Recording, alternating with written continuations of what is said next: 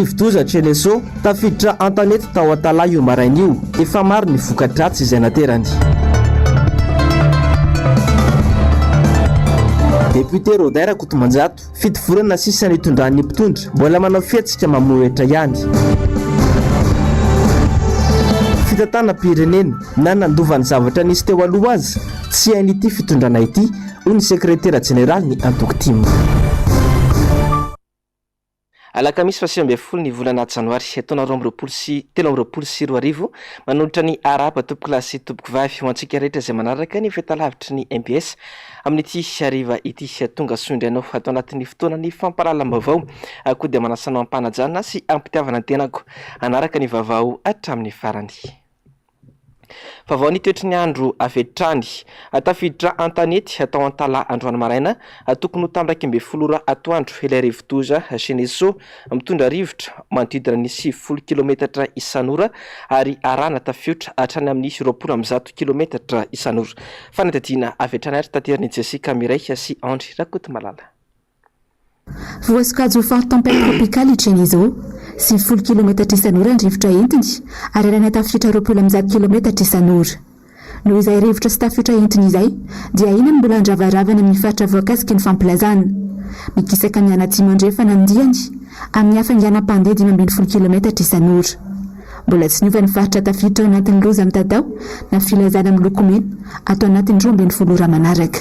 Rehefa avy mahazo ny faritry Sava izy dia ahazo ny faritry Sofia avy eo ary mbola mitoetra ny filazana loza amin'ny tatao na loza miloko mena ho an'ny Diana, Sava ary Nalanjova ary filazana loza manambana na miloko mavo ho an'ny Sofia aloatra mangoro ary atsinanana. Mitondra rotsakorana 100 ka hatramin'ny 200 mm ao anatin'ny iray andro izy io ka ahina noho izany ny asisi mitondra drano na ifekaran'ireny rano na ihany koa ny fiotsahan'ny tany amin'ireo faritra voalazo ireo ho voakasiky ho fabetsahany rotsakorana koa nefa ny faritra Boena, Betsiboka, Analamanga ary Vadivafidinany. Ny mpampiasan'ny ranomasina moa manomboka ny Cap d'Ambre ka hatrany Mahanoro dia iangaviana mihitsy izany mba tsy hivoaka sy tsy handrika mandra-pahalasa tanteraky ny loza. Ny antony rehetra ho mailo sy hitandrina ihany koa ny Bureau National misahana ny loza sy ny tandindondoza na BNGRC efa nisady sambo ndrika noho ny aran-doza tany amin'ny faritra Diana Omaly. Efa misy vokatra sady ary azontsika amin'izao fotoana izao. Misy olona eto dia mbola manao fanentanana foana ny Bureau National misahana ny loza sy ny tandindondoza. Rehefa misy antso atao dia mangavy an-tanandroa ny vahoaka malagasy mba hanaraka antsakalisan-davana. Ny vokany zao sahady efa nisy sambo olany andrika any amin'ny toerana anankiray amin'ny faritra Diana ao Diogo 2 dia telo ny rano ny vaovao azonay vao teo telo ny olona tao anatiny roa ampitasoana tsara ny ray mbola eo pikaroana tsy afaka hitentsika na maty na vela fa mbola eo pikaroana tsika amin'izao fotoana izao. Zay ny lazako aminareo. Efa misy koa ny olona nafindra toerana any Marantseka zay le fanentanana efa nataony BNGRC fiaraha-miasa amina tompona andraikitra any fotony. Amin'izao tsika miteny izao mbola tsy afaka hanome antontanisanareo Iena ny andalana ny herin'ny Tchelesao mandritra izao fivoarany antanety izao. Hatreto dia vinavinaina ho levona antanety izy ny sabotsy na ny alahady ho avy izao. Itoetrany araka izany ny rotsakorana ho an'ny tapany avaratra iray manontolo sy ny faritra Boendy ary ny eto afovoan-tany. Arak'izany dia fahamafy ny vokatry ny sy ny rivotoza Tchelesao any amin'ny faritra avaratry ny nosy sy ny faritra atsinanana iny amin'izao fotoana izao. Nampiatoana ny fampianarana tany amin'ireo toerana dibo-drano. Nisy ihany koa ny fampiatoana sidina vonjimaika ary fantatra fampanjono iray no tsy hita popoka hatramin'izao ora itenenana izao. Manao ny angom-baovao momba izay indrindra iravina Zafimahenina sy Manora Andriamarala. Any Marantseka faritra Nalanjorofo mahatratra 7 ny traboina sekoly iray sy trano valo no dibo-drano tanteraka araka ny tatry ny BNGRC. Noho ny fiakaran'ny rano no mahatonga azy ireo tsy maintsy nafindra toerana ka raisina amin'ny toerana noman'ny BNGRC miaraka ny Madera ny 12 amin'izy ireo. Raisina tanana amin'ny CSB kosa ny 420. Ankoatrin'izay, sekoly iray amin'ny fokotany Ambodivoanio, komina Anjanazana sy trano valo amin'ny fokotany Ambanizana, komina Ambanizana no tobo-drano tanteraka. Tany Ambolobozobe, any amin'ny faritra Diana, mpanjono iray kosa no tsy hita popoka tamin'ireo olona telo ny andrika androany maraina. nofoanana ny sidina Madagascar Airlines miainga eto Antananarivo miazo ny faritra Atsinanana sy Nosy-Be ho an'ny androany vokatry ny andro ratsy.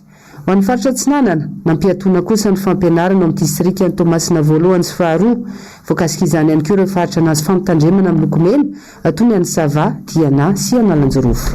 Raha ny tatitra ofisialy avy teo anivon'ny BNGRC makasika ny rivo-doza ho an'ny androany tonga tamin'ny 4 ariva kosa. Eo amin'ny favoazana amin'ny lafiny maha-olona, azazalahy kely iray 10 taona no navadiky ny lakana ary tsy hita popoka.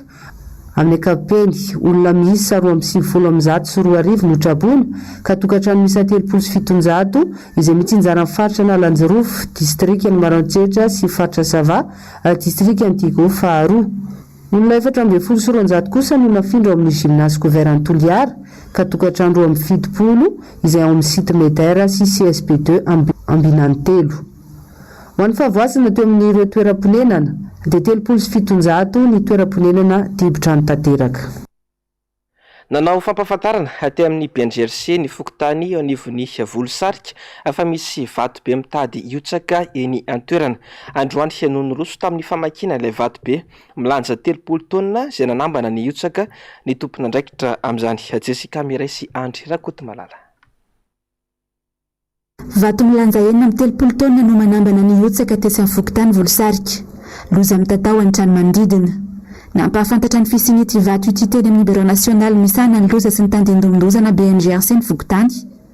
Natao ny fanadihadiana ka androany ny roso tamin'ny famakiana ny arahana tamin'ny tafika sy ny sampana mpamonjy voina. Tokantrano miisa 10 no tsy maintsy nesorina manodidina. Natina natsina tsy maintsy nesorina ny olona manodidina eo ambany zao tazanareo zao. Isorana be be zareo reo amin'ny fiaraha-miasa nanaiky misy 20 olona zareo reo dia efa any amin'ny toerana misy azy saika nalaina moa zareo fa manana fianakaviana petrana satria everina raha ny eritreritray amin'ny sabotsy farafahatarany dia rava ty vato ty. Zay ny antony atongavanty tsika eto Volosarika. Tsara ny mampahafantatra fa ny avy eo anivon'ny tafika no iantoka manontolo ny fiarovana ny fananan'ireo tokantrano miisa 10 ireo ary tsy azo ivezivezena ny toerana voafaritra mandritra ny fanesorana ity vato lehibe ity. Fa tsy nisy namaly ireo orinasa nanaovana tolobatra nataony minisitry ny asa vaventy ho an'ny lalam-pirenena faharoa nanomboka ny volana janoary lasa teo. Hoy nambarany solombavam-bahoaka no sady teknisiana momba ny asa vaventy Andriamatoa Stanislas Randrianarsoa midika zavatra maro izany. Tsy fotoana nirotsakorana ihany koa no fotoana fanamboaran-dalana indrindra fa hoe atao tara na goudron izany. Germain Menjanary, Tokaramarla. Fanapahan-kevitra kitanitany no ataon'ny fanjakana izay milaza fa hanao asa ho fanamboaran-dalana ao anatin'ny fotoam-pahavaratra izao. Ny tsy fanaovana fitsiriana sy ny fikojakojana no nasimba lalam-pirenena eto amintsika amin'izao fotoana io. Dia io milaza indray fa ao anatin'ny fotoana nirotsakorana no manao asa fanamboarana. Raha tsy ahivina dia efa tamin'ny volana janoary no efa nisy ny antso tolo-barotra ho an'ireo orinasa eto amintsika amin'ny fanamboarana ny lalam-pirenena faharoa iny. Saingy hatramin'izao tsy nisy namaly io antso io. Midika zavatra maro izany hoy ny solombavam-bahoaka no sady teknisiana manokana momba ny asa vaventy Stanislas Randrianarsoa.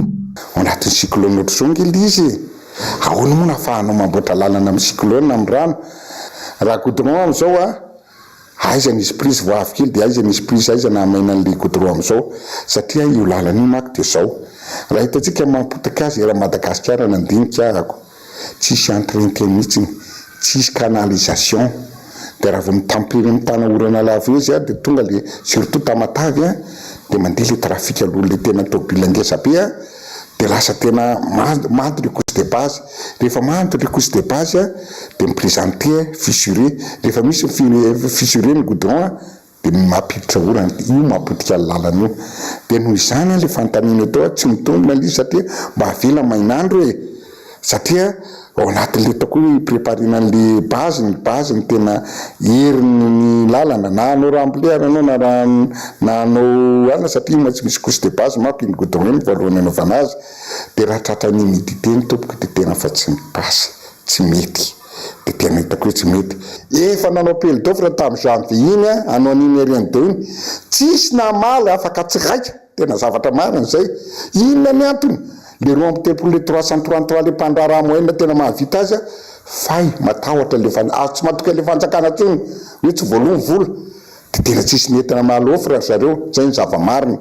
Diso manjaka loatra ny kolikory amin'ny fanatanterana ny asam-panjakana. Any ka na misy aza ny fanamboarana tipitopy io lalam-pirenena io tamin'ny taondaza dia simba sady izany amin'izao fotoana. Misy ny fenitra arainy amin'ny asa tahaka ireny ho hiatrany ny fanazavany. Fantanina mipetraka ataona surer le contrôle manao azy raha ny lalana zao tena eto Madagasikara en général raha fikarana izy dia kosina taondrala 6 cm ny épaisseur ny bitume misy azy le goudron zany raha ohatra izy ka lalana plat de 4 fa raha taondrala ambonin'izay izy ataoko hoe 4 na 6 na ataoko hoe 8 mifampitopy tsara ny korodjebasy tsy mihetsika tokony aharitra farafaratsiny 20 taona 20 taona farafahakeliny fa tsy hery taona ohatran'ny itsika zao satria hitanao moa ny eto amintsika fa glab raraka be zao dia na ny contrôle asina contrôle dia vidiny zala contrôle ohatra sanatry zany ohatra ataoko ohatra sanatry raha tena amina kilometra nge raha 6 cm ny épaisseur ifanarahany ka taony 3 efa vola tokon-tsoforoany tsy pazana amina milliard kely fotsiny koa ny contrôle dia samy jemby tsy sérieux zay le toto glab raraka tsy mandeha amin'ny tokony izy fa raha mandeha amin'ny tokony izy hitanao ny lalana taondra valomanana zao référence tsara any jereo vo io anosy io 10 cm andrak'izao ka mbola mihetsika tamin'ny andro ny Alemana anao azy. Fikasana andany volam-bahoaka fotsiny hoy ity solombavam-bahoaka ity. Ny fikasana anao lalana ao anatin'ny fotoam-pahavaratra izao io. Tsy misy fahamatorana ny fitantanana ny firenena ary tsy mahagaga raha fahampitena ny tazana tao anatin' izao fitondrana izao noho ny tsy fanaovan'ny mpitondra ny asa araka ny fenitra takiana amin'izany. Fa tsy ny tondreny vohitra ihany no mijaly amin'ny fatapahan-jiro lavareny atao anatin'ity fanadihadiany mpanao gazetiny MBS any Antsohihy ity zao no nahafantarana fa tena mijaly amin'ny fatapahan-jiro ihany koa ireo mponina any an-toerana fanadihadiana. Mitaraigny ireo mpampiasa herinaratra eto amin'ny tapitanana any Antsohihy noho ny afitsoko ny jirama izay efa tsy mandeha mandritra ny tontolo andro amin'ny quartier maro samihafa nefa misy kosa ny quartier izay tsy tapahana mihitsy hoarantsika ary izay fanadihadiana izay natao sendra teo amin'ny micro ny mpanao gazety ny MBS radio ity mpanao multi service anankiray ity.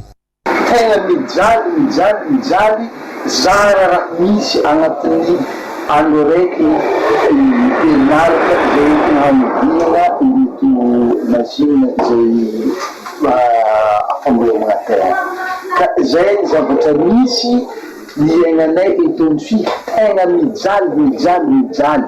Tsy ny mpanao multi service ihany no mitaraigny amin'izao fatapahan-jiro lava izao fa ireo mpandrafitra kosa izay efa miady amin'ireo mpanjifa aminy satria tsy voahaja ireo fe-potoagna avitagna ny asa ka tapoka noho izany ny fidiram-bola ao an-tokantrano satria io ihany no hany mba havelon-tegna an'izy ireo. Elaelo fondry ara-jaly tegna fondry koa satria jiro zany raha tavandrenay anaovagna zany asa zany ke io tany tapatapoka magnanidy ke tegna mampalahelo zahay raha io ke ambarana reo ampitondra jiaby ambony farany ambony igny malahelo zahay ary tegna mijaly zahay amin'ny asa toy ke reo mizio azy io jirama io fa tsy hay ny fagnodiagna aminazy ao tegna fa tsy hay misy motera avy motera vaovao.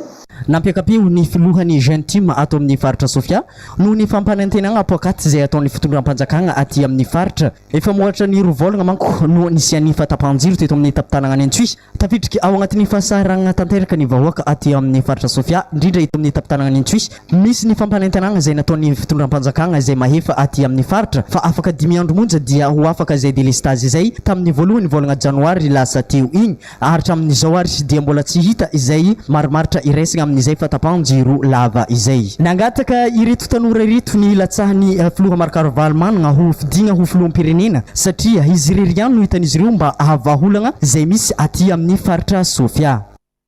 Fa ny talata 17 janoary teo no efa nitokana nanao fitakina ny karamany na ilay antsoina hoe vacation taona 2024 raika amby 2024 ary taona 2024 ny mpandrara atao amin'ny lycée Nanisana androany tonga nijery tena toerana ny mpanao gazetinay tsy misy afa-tsy ny karama ho an'ny taona raika amby 2024 ihany no naloha ny tompona andraikitra Jessica Miray sy Andry Rakotomarala. Nanano sarotra nanaovana ity fanadihadiana mikasika ny fanondrovana ny vakasion mpampianatra ity. Vao tonga teto amin'ny lycée Nanisana izahay dia laza ny tompona andraikitra teto fa tsy afaka mandray anay raha tsy mahazo alalana avy amin'ny ministera ny fanabeazam-pirenena. Efa nilahatra teto ivelany ny mpampianatra akakarama. ireto farany ratsy aivina efa nitokona ny talatalasa teo no ny fitakinany karamana nitran'ny BEPC ny taona 2024 224 ary 2024 rehefa nanontany mpampianatra izahay dia laza izy ireo fa androany no nivoaka ny vola saingo ho an'ny taona 224 ihany tsy nety nampiseho-tare izy ireo taotry ny lehibeny zay le resaka vacation zay fotsiny satria efa nomboka indray zao ny examen manaraka dia nefany a le vacation fatana aloha mbola tsy azo dia zay no mitakiny teto dia io moa izy mba mivoaka somatsara io fa mbola 2021 ihany fa ny 2020 mbola tsy mivoaka ho an'ny non fonctionnaire fa ny fonctionnaire nefa mivoaka tany aloha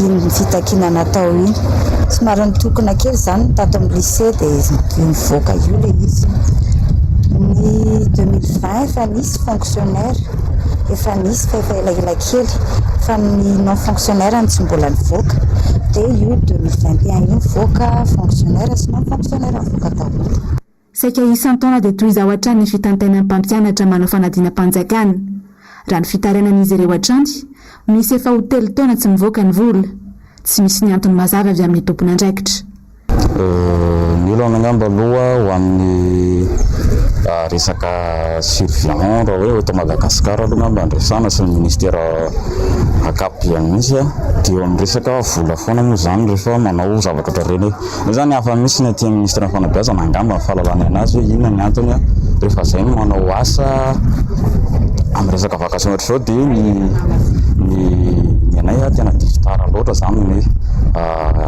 nda mety anay oamen'ireo ny vacation anay tara be tena tara misy fotoana re lasa sadidina intsony hoe nanao hoe za tamin'izany daty zany to dia tsy nanao an'le izy koa rehefa tonga any dia hisavan'le momba anazy zany hoe nanazo ale vola tokoa sa tsy nahazo sady intsony zany satria le izy a misy 3 ans successif tsy va ray anao misy tamin'ny 4 ans successif tamin'ity zao a 2020 mbola tsy azo fa 2021 zany mivoaka eo dia 2021 zany raisinay fa tsy fantatra rovina indray namezana zareo an'le 2020 misy nahazo ihany tamin'ny 2020 fa fonctionnaire dia ohatrany mettre franc mbola tsy nahazo manodidina ny 7,7 eo ny karama mpampianatra iray miambina fanadina-mpanjakana BEPC ity izay vola tsy voaloha aman-taonan'izay ary anaovana fitokonana avy mivoaka apezin'ny fampianarana izay hatrany dia mengy avy amin'ny tsiraray sy no afana mahomby eo amin'ny fiainana tsy tonga ho azy ihany koa nefa izany fa mila fampianarana tsara fototra sy mahomby ara-kalitao sy ara-pitaovana ny fampianarana rahateo no fanalahidiny fahombiazana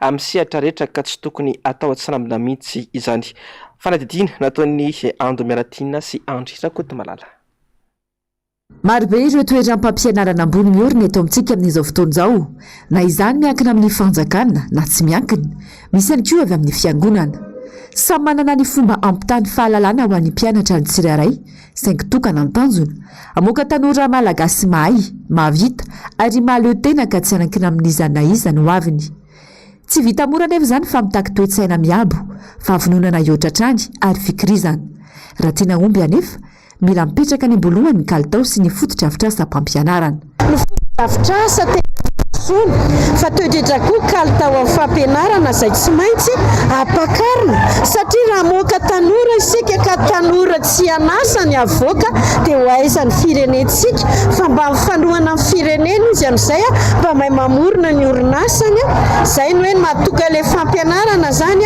tsy maintsy eo ilay fampianarana akademika zany le ho an'ny il le omeny ministera tsy amoaka ny habilitation mihitsy raha tsy hitany hoe manana mpampianatra manana maizy azy izy eo le taranja fa tena nampy ny fiangonana manampy izy zany zao sady mijery an'le mpianatra efa nivoaka dia nanampy olohany fahatsorambo dia nanampy an'le fampianatra tarika zany leadership eo koa zany le ankizy le mpizatovo moa zany tsy maintsy manana ny asany dia manomboka nanao ny entrepreneuriasany sisy zany fanangana ny orinasa mba tsy andry asa fa anampy ny firenena dia ny fampianarana rahateo no ezahana izany mba fampianarana amin'ny lafiny akademika mba eo le hoe akademika izy zany fa tsy maintsy misy zany fanamby isak'le sampana misy hoe inona tika mba tonga le izy ilain'ny fiaraha tsy lasa manidina fotsiny. Manana ho avy mamiratra amin'ny tanora ankehitriny,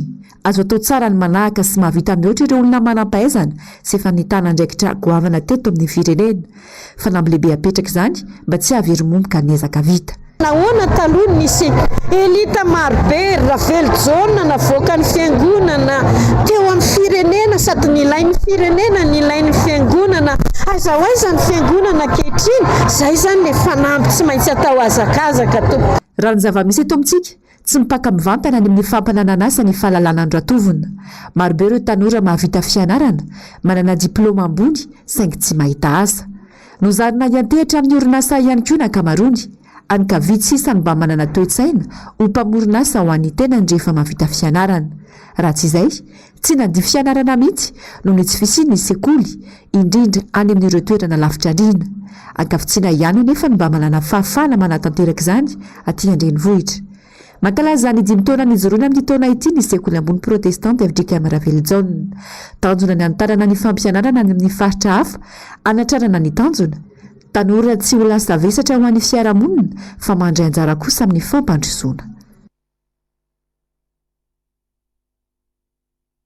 Tsy misy antenana intsony ny amin'ity fitondrana ity raha ny zava-bita atao anatin'izay efa taona nitondrany izay no tarafina sy natao jeritodika na nandova ny zavatra efa nisy teo aloha aza dia tsy vitany ho nambarany sekretera jeneraly ny antoko tim Andriamatoa Rina Randriamasinoro tamin'ity androany ity. Any amin'ny olom-pirenena ny baolina ankehitriny amin'ny fiatrehana no aviny ka andray anjara feno amin'ny fifidianana. Ando miaratina Andry Rakoto Malala. Miemitra ny firenena, tsy misy fanantenana ny sy ny fiovam-piainana raha ny zava-bita ny fitondram-panjakana tao anatin'izay fimpitoam-piasana izay. Ambany 100 ny fanatanterahana ireo fampanantenana natao tamin'ny vahoaka no vita tao anatin'ny 4 taona.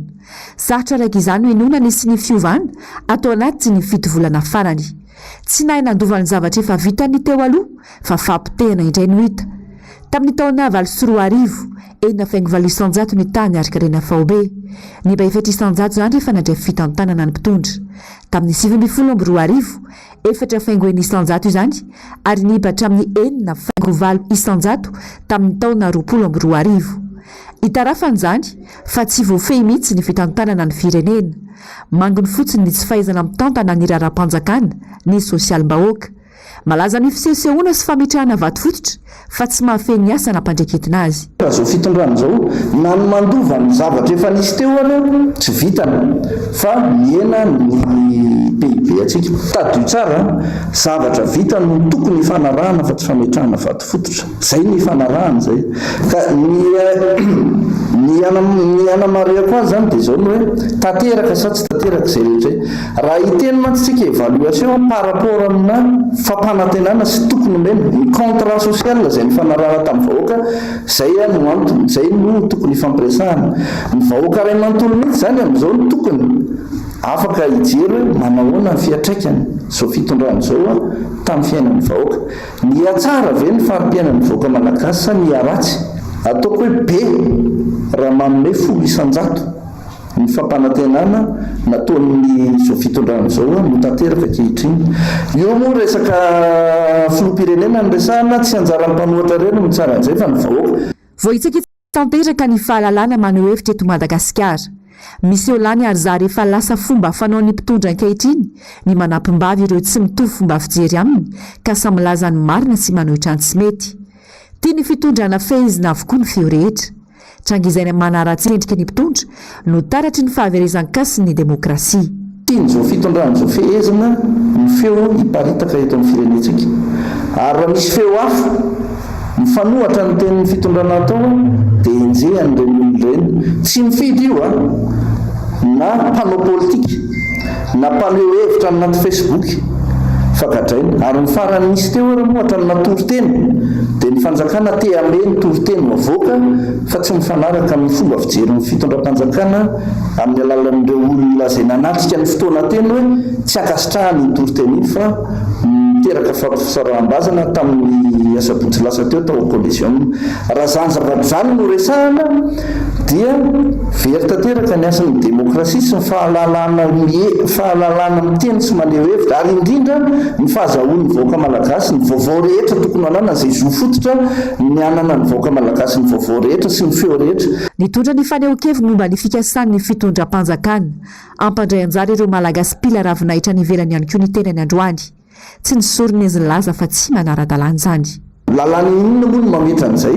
Inona zany ny fomba hoentina manatanteraka an'izay amin'ny lalàna inona? Jerevo ny 2018-08 raha misy an'izay lalàna izay. Jerevo ny décret navoaka ny CNI amin'ny fanatanterana. Misy an'izay ve? Ka ny zavatra atao zany tokony arahana asa inona daholo tokony lalàna ho apetraka ahafahana manao an'izay. Ahoana ny réglementena an'izay diaspora mandray anjara amin'ny alalan'ny fifidianan'izay. Zany ilaina fampidinihana sy fampiresahana daholo zany ny hevitra tera-bary tsy voatery izay hevitra ty amin'ny fanoherana kozy dia ety fa misy ireo société civile ireo izay manara-maso manokana fifidianana ilaina ny fampiresahana hatramin'izany satria tsy mazava zany ary tsy hitantaratra mihitsy ny fomba hoentina mandrindra nyzany fifidianana ho amin'ny diaspora zany. Kion-dalana lehibe tsy azo hitovirana ny fikoanan-dom-pirenena ho ihany fanazavana. Araka ny antso efa nataony teo anivon'ny fanoherana mba hisiany ny fifidianana madio sy mangarahara lavitry ny korontana sy ny disadisa. Manana andraikitra amin'izany ny herivelona rehetra eto amin'ny firenena. Feno efa taona katroka androany ny fianianana izay nataon'ny filoha Andry Rajoelina izay mpitondra ankehitriny efa taona nitondra tsy nakaiza ho an'ny vahoaka malagasy fa raha ho an'ny mpamakafaka politika dia tsy fiomanana hitondra firenena no tazana hoy izy ireo raha ny fanadihadiana sy ny angom-baovao nataon'ny Germain Menjanahary sy Toiky Ramarolahy. 7 janoary 2024 7 janoary 2024 efatra taona katroka androany no nanaovan'ny Rajoelina fianianana dia tsy mahamasina. Efatra taona katroka ihany koa no nanambarana ireo fampanantenana izay niainga tamin'ny alalan'ny IEM. Raha ny jery todika dia tsy misy tsy mikaikaika ny vahoaka malagasy amin'izao. Tsy tazana tena tetikasa ny vitan'ny mpitondra tamin'ireo fampanantenana niainga tamin'ny fampelezan-keviny ka hatramin'izao efatra taona katroka androany izao. Ho an'ny mpamakafaka politika Daniel Godson dia nambarany fa fitondrana tsy miomana hitondra firenena ny filoha Rajoelina ary tsy manana politika mazava hitondrana ny fiainam-bahoaka. Tsy ampy fanomanana zany ny raha fijeriko azy loatra. Marina fa nadala tezamity izy kanefa raha mijery antsika amin'ny plan d'émergence efa tamin'ny taona 2024 vao nivoaka vao niezana ny voaka vao niekeny rehetrarehetra. Zany hoe tsy nisy fahavononana mihitsy izay ny olana matetika miseho amin'ny resaka hoe antoko tsy vonona hany ka ny vahoaka ray manontolo no mahantra no sahirana raha antsika moa Madagasikara malalaka foantsika hoe dimy avy aty amin'ny farany. Zany hoe zava-misy zany tsy manana an'ilay politika hoentina tsara mihitsy izy natao fotsiny hoe propagande natao propagande fa rehefa tonga tokoa nisy an'ireny raha malala fa nisy an'ireny Covid-19 reny nisy an'ireny ady avy any avaratra reny dia lasa ny sabadidaka tsy tafavoaka le tena hoe mba natao hanatsarana le fiainam-bahoaka satria tsisy afa-tsy izay ino moa no ananantsika fitondram-panjakana voalohany indrindra ny ananantsika fitondram-panjakana dia hanatsara ny fiainantsika tsirairay avy na eo amin'ny resaka ara-piarahamonina ara-pahasalamana eo amin'ny resaka fandriam-pahalemana eo amin'ny resaka fiadanan-tsaina eo amin'ny resaka fiariana satria izay dia davintsika eto mba ho isan'ny ohatrin'ny olona rehetrarehetra eto tany miaina tsara ary tadidio fa eo foana no verimberiko hoe ny tanitsika neka mbola lehibe lavitra no la Frantsa ary tsika manana harina isan-karazany dikan'izay mila fitondram-panjakana manana politika tsara mihitsy zany hoe tena mitsindro an'izany atao hoe vahoaka zany ny tena ilaina. Akaiky ny fifidianana ho hiatrany ny nambarany misy ny lalam-pandrenana mamatra ny fitaom-piasany filoham-pirenena. Mila sarotiny amin'izany ny malagasy ka mba hirosona amin'ny fifidianana mba hisiny ainga avao sy fanantenana vaovao indray ho an'ny vahoaka malagasy. Fifidianana moa zany efa azo atao hoe tokony tsy azo ialana raha ohatra ka tena manaja an'izany atao hoe firenena demokratika zany ny fitondram-panjakana. Rehefa tsy manitsakitsaka ny lalam-pandrenana izy izay raha malala fa nisy vohitsakitsaka dia tokony hatanterahany atsakany sy andavana ny fifidianana fa noho ny fanajana ny lalam-pandrenana dia tokony misy ny resaka ny fifidianana. Be da be ny mangataka hoe ataovy ny fikoanan-dom-pirenena efa misy moa ny antoko mandeha midina eny toerana amin'izao fotoana izao. Sa zavatra rehetrarehetra zany ao anatina pays demokratika daholo ary ny tena mampalahelo amin'izany zavatra ketraketra zany satria tadidio fa matotsika anao fifidanana zany dia fanantenana vaovao zany ho an'ny olom-pirenena hoe efa ampy zay efa taona najalitsika teo zay tokony mba hifidy am'izay tsika dia hifidytsika dia mba olona vaovaovao hitondra fanantenana anatsara ny farim-piainan'ny tsirairay avy aplamina ny saina amin'ny fiarahamonina tena mba hipetraka hoe tena iny zanakay fa hita asa satria hatramin'izao tsy manana an'izay tsy hita zay perspektiva zay tsy hita zay fanantenana zay amin'ny olombelona ny olombelona ny fanantenana foana aloha voalohany ka ny fifidanana zany amina pays démocratique anankiray dia fanantenana hoe anova anatsara ny fiainany ka raha vohatra ka tsy mandray fatantsara fa rehefa tsy mandray andraikitra izy dia hitotona amina olona mety hanimba ny fiainany indray ohatrany hoe tsara ny publicité tsara ny propagande fa rehefa niaina teo tsika tao anatin'ny efa taona tao ohatran'ny kivy eo ny tsy fahaizana fa ny tena olana dia tsy fanana ny mpitondra olona avanana amin'ny fototra ifaran'ny fampandrosoana ho an'ilay firenena mihitsy zarisary sy kabary no entina hitondrana ny firenena ary fietseham-po ho hiatrany ny enambarany afa ady hevitra momba ny fiainam-bahoaka izay navaran'izy ireo tany akady no tokony ataon'ny mpitondra fa tsy toriteny izay kabary tsy valiana ho nambarany solombavam-bahoaka Rodin-Rakotomanjato androany raha nanao tafa tamin'ny mpanao gazety no amafisiny fa fitondrana tsy antenaina ampiovany fiainan'ny vahoaka malagasy intsony raha izao fitondrana raha joelina izao mbola Germain Menjanary sy toky raha marola atrany fietsika mampianadratsy ny vahoaka izay tantaniny eto amin'ny firenena no nataon'ny gouvernoura ny ministra ary ny solombavam-bahoaka izay namoaka feo sy nanimbazimba ny toriteny tetsy amin'ny collégium Antsonjombe ny alahady teo hoy ny solombavam-bahoaka Rodin-Rakotomanjato tsy miova fomba fanao ny mpitondra eto amin'ny firenena fa mampiseho hatrany fa ambony lalàna tahaka nefa nasehon'izy ireo teto tamin'ny fanonganam-panjakana ny taona 2024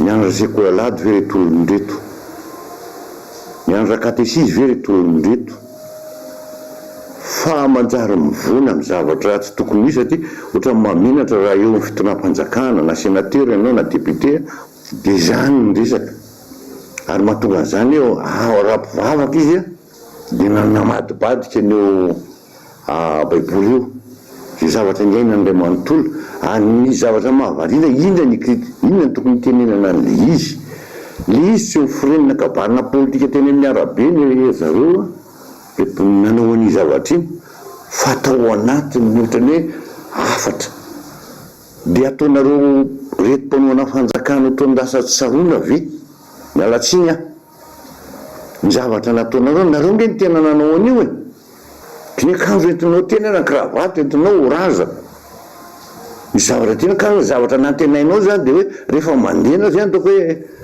alo mba mivavaka ihany zala mba jereo ihany le soratra masina le nitenen'ny olona sokafany tao ane nientiny nataony message nareo tamin'ny andro nanokana fanjakana niainana tamin'izany niaina tamin'izany nareo tamin'ny fampisotrona maloto ny président ny FDKM ny olona nany teny tsy misy antenaina intsony amin'izao fitondrana izao ho hiatrany ny fanazavany fito volana sisa no hitantanan'izy ireo saingy mbola fihetsika manala baraka sy mamoetra tahaka ireny ihany no miseho tokony fampandrosoana ny fiainam-bahoaka no ady hevitra isy amin'izy ireo fa tsy toriteny mihitsy raha tena vonona hitondra fandrosoana tsy niteniny olona nampinaninareo maloto raha ny lehibe amin'ny fiangonana raha isam-piverana ny zavatra ho tenenina fa ny olona tsy adalakory ny talao iany tsy mitomany iany tsy mijaly miantso vonjy isan'androsananao manalina Andriamanitra rehefa miteny ny zanak'Andriamanitra mpitonona ny tenin'Andriamanitra dia ianao no tonga dia milaza amin'izy hoe diso fa raha reo politika finareo nga nanantena fa hoe diteny anareo iomba anareo fa hoe mizao nataony olona iny zany arahanareo efa domelona amin'ilay zavatra tsy mandeha amin'izay lohan'ny ntsony dia raha vao miteny ny olona dia hoe eo aritsika eo zay momba mitehaka hoe ampitseviko tsara eto fa ianareo manko manonon'olona zay tsy nanon'olona tsy miteny olona mihitsy nanonona hoe ianina na ianina fa hiteny ahako satria nareo ny teny fa le olona ny tongo teny io nge fantatra e ozonareo akotika député ny laza fa ianina kaotrao inona ny dina président Valomana tany Jesosy mamoy ngaizy natsona mivavaka izy nambarany ity solombavam-bahoaka izay voafito amin'ny distrika ny arivony mamoity hatrany fa asampaka any anatin'ny vilanim-bahoaka no tokony imason'ny mpitondra fanjakana fa tsy mandany andro amin'ny toroteny izay kabary tsy tokony hovaliana mihitsy. Nanatanteraka fivoriana tetsy amin'ny Braon'izy ireo tetsy Mahamasina androany ny teo anivon'ny EFIM na ilay antsoina hoe hetsika ho fanorenana ifotony ho an'ny Madagasikara. Nambaran'izy ireo nandritra izany fahisy-drafitra vaovao mba ho fanarenana ny fiainam-bahoaka sy ho fanavotana ny firenena. Germain Menjanary sy Tokira Marla. Tsy ho tazam-potsiny ny fahavoazana mahazony firenena sy ny vahoaka malagasy izao. Tsy maintsy mandray andraikitra ny mpanao politika ary miantso ny vahoaka malagasy mba hiara entana amin'ny fanarenana ny firenena. Io no nambaran'ireo mpanao politika mivondrona eo anivon'ny EFIM izay nanatontosa fivoriana tetsy amin'ny Brao tetsy Mahamasina androany. Nambaran'ny profesora Victor Manantsoa fa izy ny paikady manokana tsy maintsy ho atao ary efa ampandinena izany izy ireo amin'izao fotoana izao. Ny foto-kevitra dia sotra hoe ny vahoaka malagasy no tompo mandidy amin'ny fanarenana ny firenena, fampivoarana an'ity firenena ity. Dikan'izany sy maintsy ny vahoaka malagasy manontolo no mandray anjara amin'ny fampandrosoana. Ahoana gn'afahana manao an'izay? Sy maintsy fanapahan-kevitra ny vahoaka malagasy zay. Famaky fanapahan-kevitra ny vahoaka malagasy dia sy maintsy avy amin'ny alalan'ny fionam-be-pirenena. Nagnano démonstration ny EFIM hazo atao somasara ny fionam-be-pirenena. Ary ny résolution tao goavana be dia miteny mazava tsara hoe ny fitondram-panjakana no sy maintsy mitarika an'izany fionam-be-pirenena izany.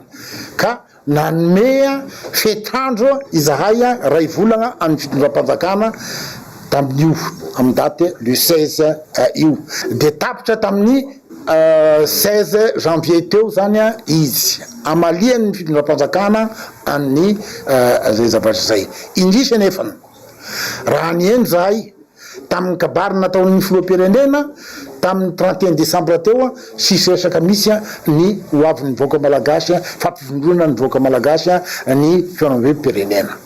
Mivory zany zahay izao izery ny fomba agnatanterahana an'ny izay hevitra anay izay.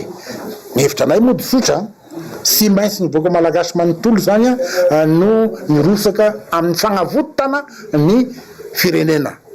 Dia eo amin'ny andalan'ny fizerena an'izay zay izao amin'ny fampivondrongana ny eria rehetra agnatanteraka an'izay. Tsy vonona ny fitondram-panjakana amin'ny fampiresahana saingy tsy maintsy isy izany na ho faly izy na ho tezitra ho iatrany ny fanazavana no mafisin'izy ireo ihany koa fa tsy hiditra ao anatin'ny governemanta izay kasain'ny fanjakana ho atao ny mpanao politika izay mivondrona ao anatin'ity vovonana ity. Ny fanavotana ny vahoaka malagasy aloha izao no mahamaiky ary ho hita eo indray ny tohiny raha ny fanazavana hatrany.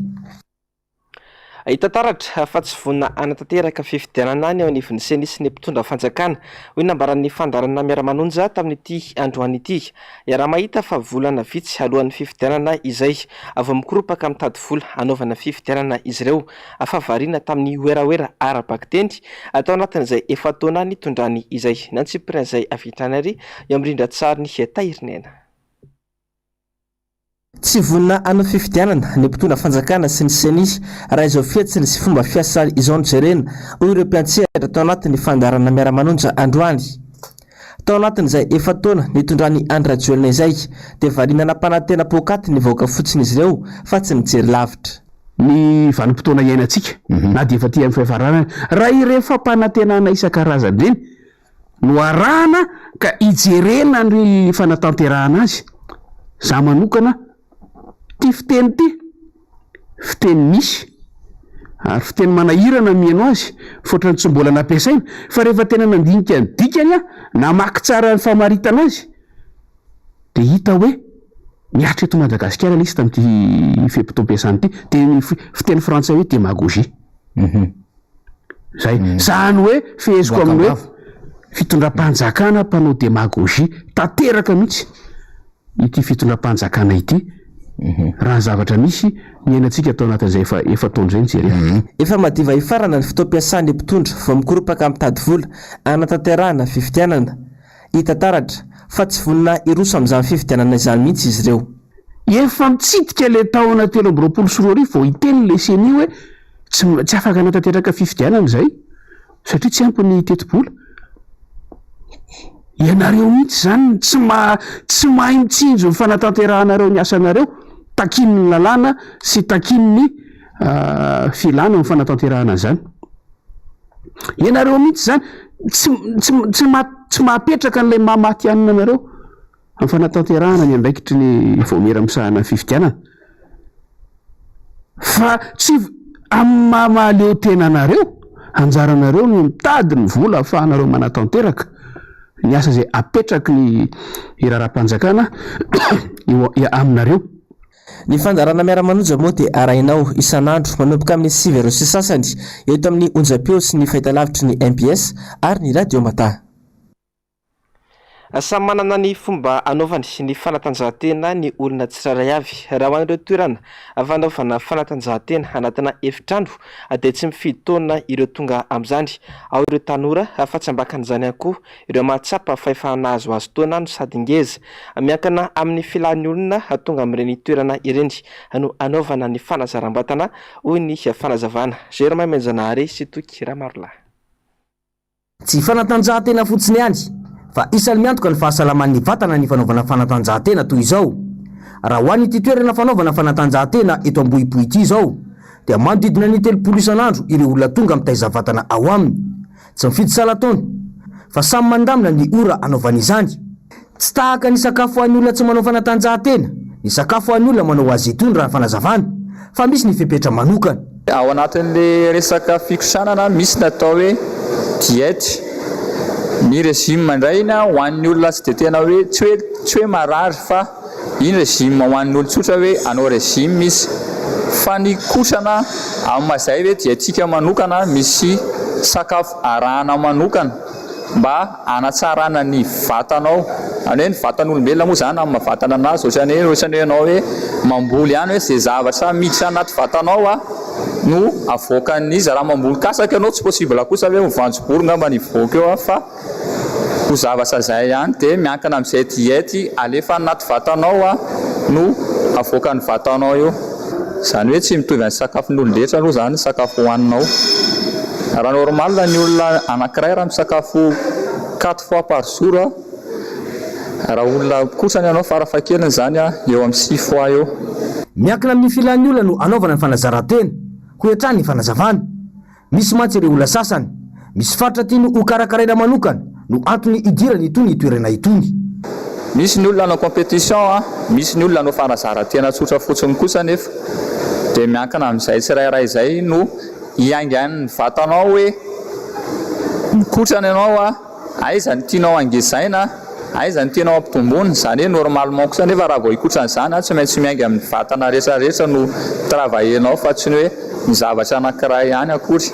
Zany hoe misy ny ohatra vehivavy izao hoe tiana mpitombo resaka fessier sy squat, any ny bazin'ny kotrana. Zany hoe tsy voatery hoe raha misy lehilahy eo mety misy tanjona izy hoe anao compétition izy na tianao fanazaran-tena tsotra fotsiny izy hoe hikotrana. Miankina amin'ny buany tsirairay ilay izy zany, arakarak'izay koa ny vehivavy. Ao anatin'ny vatana salama no misy ny saina matsiro. Ny fanatanjahantena no isan'ny mitaiza vatana ho salama ho hatrany ny fanazavana. Tsy tokony hodinganina nefa ireto torohevitra rehetra mandritra ny fanazaran-tena, eny fa hatramin'ny sakafo raha tiana ny azo vokatra aingana no sady tsara ho hatrany ity tompon'andraikitra ity. Amaranantsika ny vaovao amin'ity hariva ity ny vaovao maresaka iraisam-pirenena. Nanamafy ny praiministra néo-zélandaise fa tsy faharesena akory no antony famiatra-pialany. Nanaiky ny tenany fareraka ka tsy mahavita mitantana firenena intsony ho an'ny efataona manaraka. Angombavana ataony Ravira Zafimahenina, sarin'ny France 24 narindrany Mano Randriamalala.